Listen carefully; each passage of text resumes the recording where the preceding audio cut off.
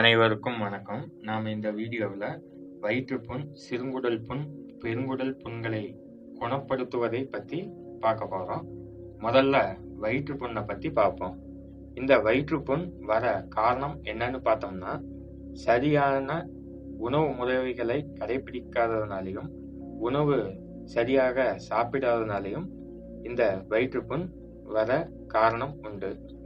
இது மட்டும் இல்லாமல் நீண்ட நாள் ஆல்கஹால் சாப்பிட்றவங்களுக்கும் இந்த வயிற்றுப்புண் வரும்.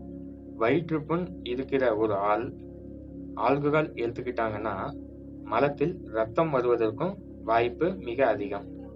இந்த பழக்கம் தொடர்ந்து கொண்டே இருந்தால் கண்டிப்பாக சிறுங்குடல் புண் மற்றும் பெருங்குடல் புண் ஏற்பட வாய்ப்புள்ளது.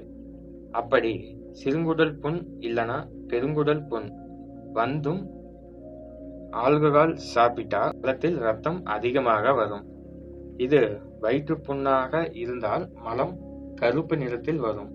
ஆரம்ப நிலையில் இருக்கிற புண்களை சிறு நாட்களில் சரி செய்து விடலாம். நீண்ட காலமாக உள்ள புண்களை குணப்படுத்துவதற்கு 1 மாதம் முதல் 2 மாதம் வரை மருந்து சாப்பிட்டாலே போதும். கண்டிப்பாக இவற்றை குணப்படுத்தலாம். சரியான உணவு முறையான கீரைகள், பழங்கள், காய்கறிகள் போன்ற இயற்கையான உணவுகளை சாப்பிடலாம். கார வகை உணவுகளை மற்றும் கூல்ட்ரிங்க்ஸ் போன்ற செயற்கையான ஃப்ளேவர்ஸ், கெமிக்கல்ஸ் உள்ள உணவுகளை தவிர்த்துவிட்டு சித்த மருந்து சாப்பிட்டாலே போதும். கண்டிப்பாக இந்த குடல் சம்பந்தப்பட்ட புண்களை குணப்படுத்தி விடலாம். நன்றி.